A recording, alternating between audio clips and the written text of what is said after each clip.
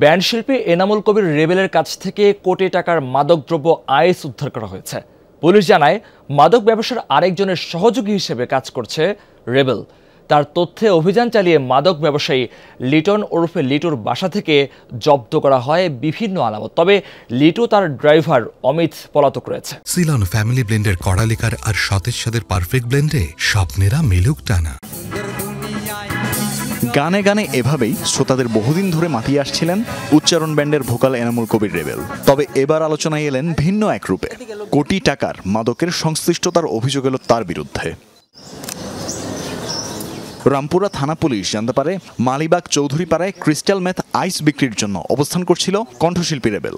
পরবর্তীতে 1 কোটি টাকার মাদক ও একটি মোবাইল ফোন সহ তাকে গ্রেফতার করা হয়। এনামুল কবির রেবেল উনি আবার বেশ পশুপ্রেমী, বিড়াল পোষেন এবং এই যে আইস যে মাদকটা, এই পশু খাদ্য, বিড়ালের যে খাদ্যর যে প্যাকেট, সেই প্যাকেটের মাধ্যমে নিয়েই মূলত উনি চলাফেরা করেন। তবে সঙ্গীত শিল্পী এনামুল কবির রেবেল মাদক ব্যবসার মূল হোতা নয়। পুলিশ জানায়, সে মূলত আরেকজনের হয়ে কাজ করে।